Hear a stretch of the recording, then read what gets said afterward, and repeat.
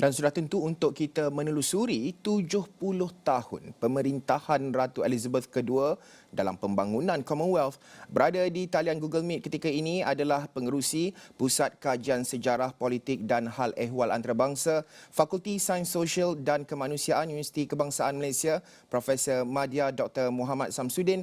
Dr. Muhammad, terima kasih kerana sudi bersama dalam Niaga Awal ni. Pertama sekali, Doktor, bagaimana kita memahami peranan dimainkan Baginda Ratu apabila Baginda dilihat sebagai pembuka kepada ruang kemerdekaan kepada banyak negara yang dijajahnya? Okay, terima kasih Saudara Ashraf. Saya rasa seperti mana yang kita tahulah apabila Ratu Elizabeth kedua ini naik menjadi pemerintah, kerja pemerintah di Britain itu, perubahannya tentang kemerdekaan dari tanah-tanah jajahan di bawah jajahan British ini sudah mula. Malah kita lihat perkembangan itu berlaku selepas perang, Perang Dunia yang Kedua, dan kemudiannya lebih menarik lagi dan lebih banyak selepas 1950-an, 57 apabila banyak beberapa negara sudah mula mencapai kemerdekaan itu.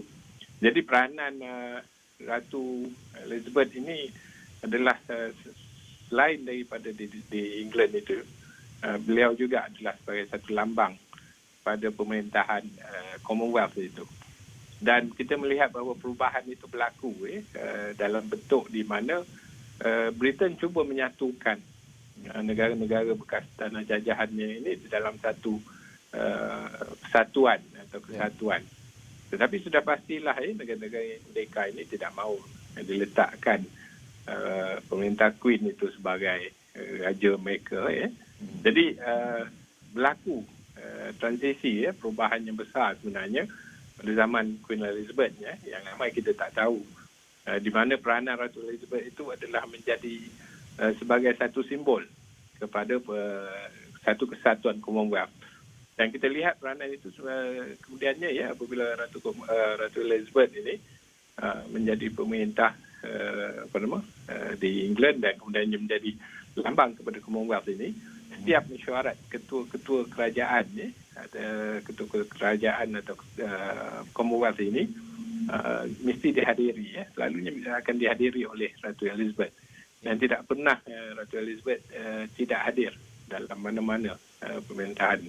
Jadi satu yang penting adalah Commonwealth ini cuba memperkenalkan atau mempertahankan legasi British itu dalam bentuk pemerintahan, pentadbiran, politik, dan kita lihat kebanyakan negara Commonwealth itu dia ada ngaruh tradisi daripada England itu sendiri.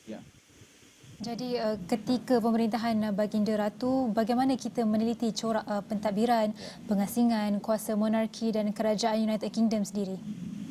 Ya, ini penting kerana pasca Perang Dunia yang Kedua, kebanyakan negara yang baru merdeka, khususnya di dalam kalangan negara Commonwealth ini, nak melihat pada satu contoh atau satu model bagaimana pemisahan kuasa di antara institusi diraja dan awam ini. Dan itulah kita lihat sistem parlimen yang demokrasi berparlimen, raja perlembagaan ini, sewaktu pemerintahan Baginda Ratu Elizabeth ini mula dilaksanakan dan berlaku transformasi sebenarnya. Dan agak menarik kerana ketika Ratu Elizabeth menjadi Queen atau raja di England itu, Perdana Menterinya adalah Sir Winston Churchill. Jadi perubahan berlaku sebenarnya dalam bentuk menyesuaikan.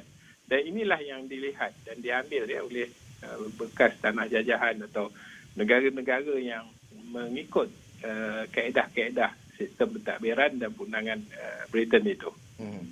Doktor, berbaki kurang 2 minit perbincangan kita ini. Kalau kita lihat Commonwealth dan juga Ratu Elizabeth berpisah tiada. Daripada 8 negara, kini 56 buah negara berada di bawah naungannya. Bagaimana Baginda mencorak pembangunan Commonwealth, terutama dalam konteks Malaysia ini, Doktor? Ya, saya rasa Commonwealth adalah satu lambang badan yang terpenting di dunia ini selepas United Nations atau selepas PBB. Kerana keahlian dalam Commonwealth ini begitu ramai dan kebanyakan negara ini adalah negara-negara yang mengamalkan beberapa sistem yang diambil daripada sistem British itu. Jadi ini yang memperlihatkan dan peranan Ratu Elizabeth ini penting sebenarnya. Bagaimana baginda ini mendekatkan bukan saja rakyat tapi pemerintah-pemerintah di kalangan negara-negara Commonwealth ini dan menghormati kepada sistem demokrasi. Baik, terima kasih Profesor Madya Dr. Muhammad Samsudin yang merupakan pengerusi Pusat Kajian Sejarah Politik dan Hal Ehwal Antarabangsa, Fakulti Sains Sosial dan Kemanusiaan Universiti Kebangsaan Malaysia.